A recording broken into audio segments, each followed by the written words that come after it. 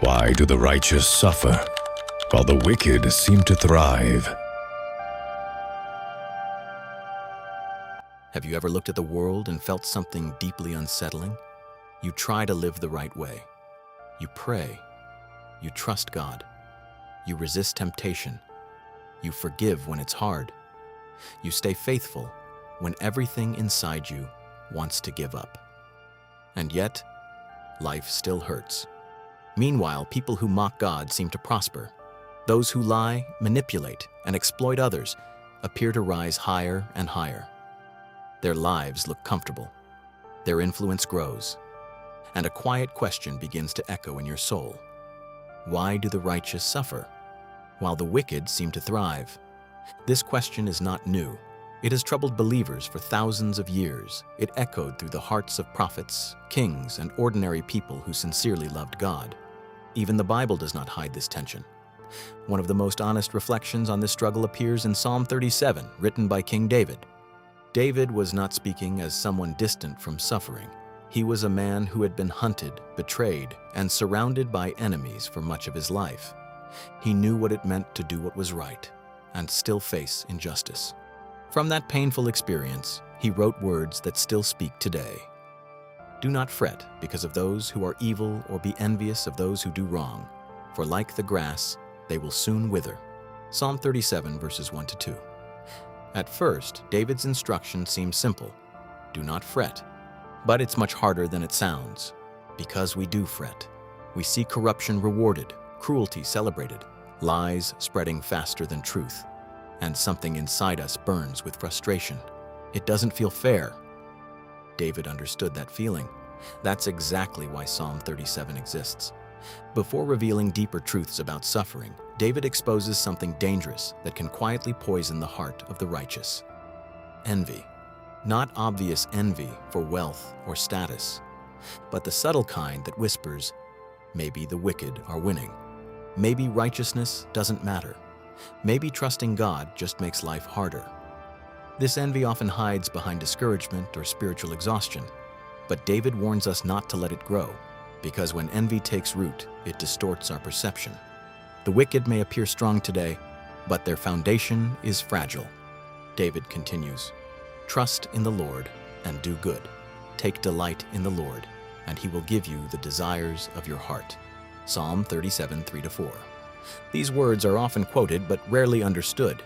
David is not promising a life without suffering. His own life proves the opposite. Instead, he reveals something deeper. The true blessing of the righteous is not the absence of struggle. It is the presence of God. To delight in the Lord means anchoring your heart in God even when the world feels chaotic and unfair. It means believing God sees what others overlook. It means trusting that divine justice moves on a timeline far beyond human impatience. But here is where the tension grows stronger. Trusting God does not immediately change our circumstances. Sometimes, the waiting feels unbearable. David knew that waiting. Long before he became king, the prophet Samuel anointed him. God had chosen him. But what followed were years of danger, years hiding in caves, years running from King Saul who wanted him dead. Imagine carrying God's promise in your heart while living like a fugitive. Yet David writes, commit your way to the Lord, trust in him. He will make your righteous reward shine like the dawn. Psalm 37, 5-6. Notice something important. David does not say if vindication will come. He says God will bring it, but not necessarily when we expect. And this is where faith becomes difficult. Human hearts crave immediate justice. When someone harms us, we want resolution now. When evil rises, we want God to intervene instantly. But God's justice often unfolds slowly, quietly, patiently, sometimes so slowly that it feels like silence. And in that silence, doubt whispers, if God is just, why do the wicked prosper? Why do corrupt leaders remain in power? Why do faithful believers still suffer? These are not shallow questions. They are the cries of hearts that genuinely seek God. In Psalm 73, the writer Asaph admitted something shocking. My feet had almost slipped, for I envied the arrogant when I saw the prosperity of the wicked. Psalm 73, verses 2-3. He described them as healthy and carefree. To him, evil people seem to live easier lives than the righteous. For a moment, his faith nearly collapsed. But then something changed. Till I entered the sanctuary of God. Then I understood their final destiny. Psalm 73:17. The turning point came in God's presence, because perspective changes when eternity enters the conversation. From a short-term view, the wicked may appear victorious, but from God's eternal perspective, their triumph is temporary. David explains the same truth. For those who are evil will be destroyed, but those who hope in the Lord will inherit the land. Psalm 37:9. Here, David introduces a key idea in Scripture: inheritance. The wicked chase power now, but the righteous are promised something greater later. Jesus echoed this in the Sermon on the Mount. Blessed are the meek, for they will inherit the earth. Matthew 5:5. Jesus was quoting Psalm 37. God's kingdom works differently from worldly systems. In the world, dominance wins. In God's kingdom, humility prevails. The ruthless may climb higher now, but the faithful endure and inherit.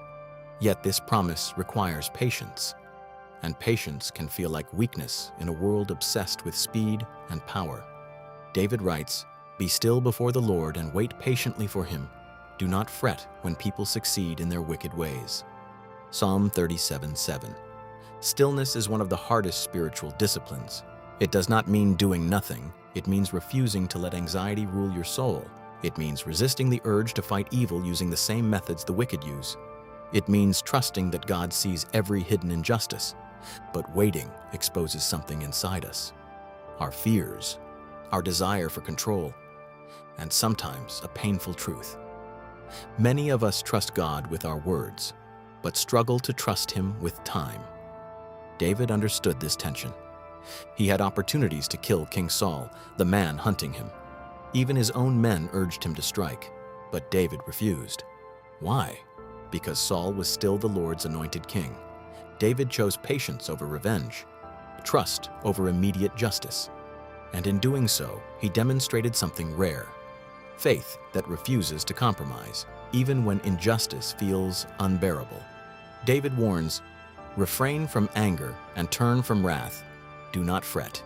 It leads only to evil." Psalm 37:8. First comes frustration, then anger, then wrath. If left unchecked, that anger can transform the righteous into what they despise. Dwelling on injustice can slowly corrupt the heart. Bitterness grows, and bitterness clouds spiritual vision. Instead of focusing on God's faithfulness, we become consumed by the actions of others. But David calls us back to a different focus. Not the temporary success of evil, but the certainty of God's justice. Yet here is the uncomfortable truth. God's justice does not always arrive when we expect. Sometimes it unfolds over years, sometimes over generations, and sometimes only in eternity. This means faith requires something deeper than belief: endurance. And endurance is often forged through suffering. Throughout Scripture, God shapes his servants through hardship. Joseph was betrayed before becoming a ruler in Egypt. Moses spent 40 years in the wilderness. Elijah battled despair. Paul endured beatings, prison, and persecution. Yet Paul wrote, "Our light and momentary troubles are achieving for us an eternal glory." 2 Corinthians 4:17. Compared to eternity, suffering is temporary. David is not denying that the righteous suffer. He is revealing that suffering does not define the final outcome. Because the story of the righteous is not finished. The wicked may appear strong today, but David paints a haunting picture of their future. A little while, and the wicked will be no more. Psalm 37:10. Empires rise, tyrants rule, corrupt leaders build monuments to themselves, yet history eventually erases them. But those who remain faithful to God become part of something eternal. And as Psalm 37 unfolds, David begins describing two very different paths, two destinies, two endings. One path appears powerful, but leads to collapse. The other feels difficult, but leads to inheritance. And the deeper we look, the clearer it becomes. The prosperity of the wicked is far more fragile than it seems, and the suffering of the righteous is far more meaningful than we realize. But to understand this fully, we must go deeper into the psalm. There comes a moment in every believer's life when faith stops being theoretical. It is no longer about sermons, inspirational verses, or comforting words. It becomes personal. Pain enters the story. Confusion clouds the mind. Prayers seem to echo into silence, and the ancient question returns with greater force. If God is just, why do those who trust Him still suffer? Psalm 37 does not avoid this tension. Instead, David leads us deeper into a truth many people never fully understand. Because the prosperity of the wicked is not what it appears to be, and the suffering of the righteous is not meaningless. As David continues, he contrasts two different ways of living. But the meek will inherit the land and enjoy peace and prosperity. Psalm 37:11. The word meek is often misunderstood. Today, it is confused with weakness or passivity. But biblical meekness is strength under control. It is the decision to trust God's justice instead of seeking revenge. It is the quiet confidence that God sees every injustice, even when the world ignores it. This promise appears again in the words of Jesus.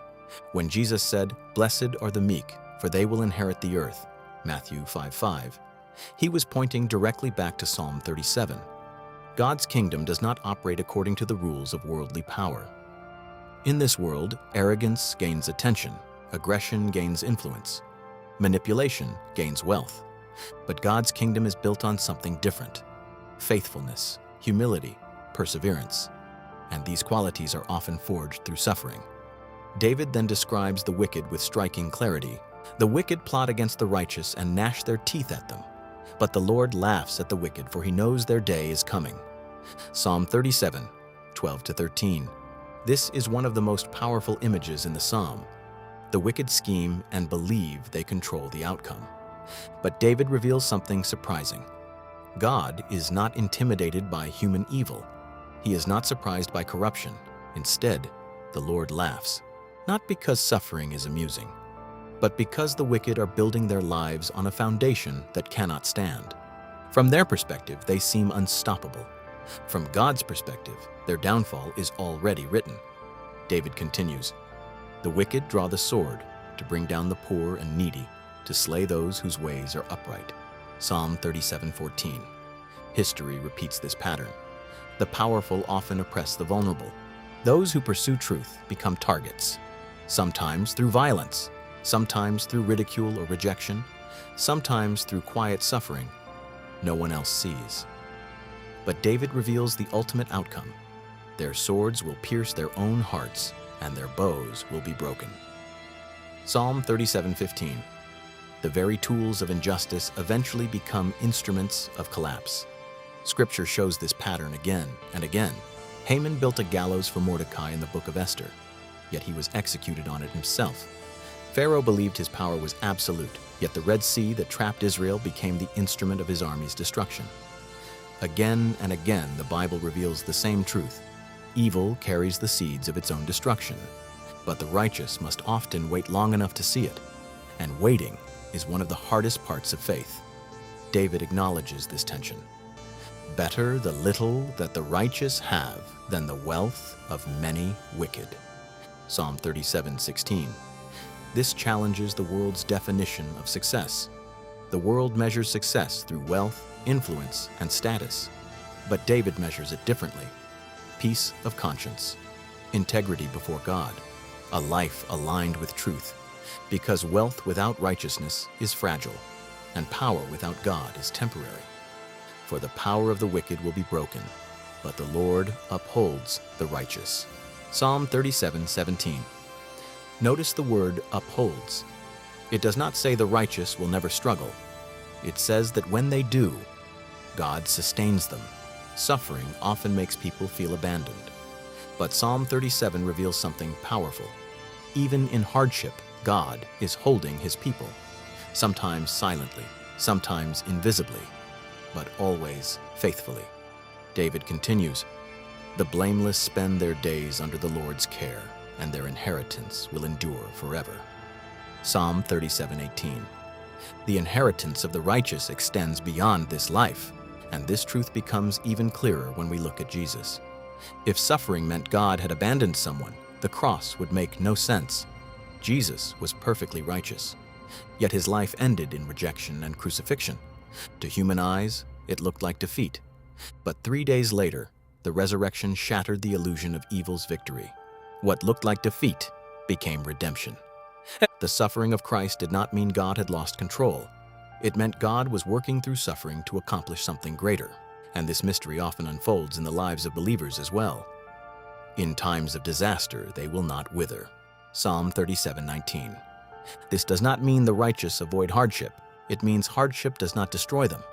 Their roots go deeper. Their hope reaches beyond circumstances. Their identity is anchored in God. But the wicked stand on unstable ground. But the wicked will perish. They will go up in smoke. Psalm 37:20. The imagery is clear. Flowers bloom beautifully for a short time, but they fade quickly. In the same way, the success of the wicked may look impressive for a season, but it does not last. Eventually, every life faces the same question: what foundation was it built on? Jesus taught the same truth when he described two builders. One built his house on rock, the other built on sand. Both looked stable until the storm came. Then the difference became clear. The storm did not create the weakness, it revealed it. And suffering often works the same way in our lives. It reveals what our faith is truly built upon. David then describes the character of the righteous. The righteous give generously. Psalm 37:21. The wicked often accumulate wealth through exploitation, but the righteous live with open hands. Even when they have little, they choose generosity.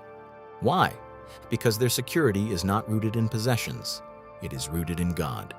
David reassures us again, "The Lord makes firm the steps of the one who delights in him. Though he may stumble, he will not fall." Psalm 37:23-24. Notice the honesty. The righteous may stumble. Every believer faces seasons of weakness and doubt, but stumbling is not the same as falling. God's hand holds them, even when they feel like they cannot stand. Then David shares a deeply personal reflection. "I was young, and now I am old, yet I have never seen the righteous forsaken." Psalm 37:25. These words come from a lifetime of experience. David had seen wars, betrayal, corruption, and injustice. Yet through it all, he witnessed something remarkable. God remains faithful to those who trust him, not always in the ways we expect, but always in ways that ultimately matter. Then David offers one final piece of wisdom. "Turn from evil and do good, then you will dwell in the land forever." Psalm 37:27. Do not let the success of the wicked tempt you away from righteousness. Stay the course, remain faithful, because the story is not finished. David concludes, "The salvation of the righteous comes from the Lord. He is their stronghold in time of trouble." Psalm 37:39.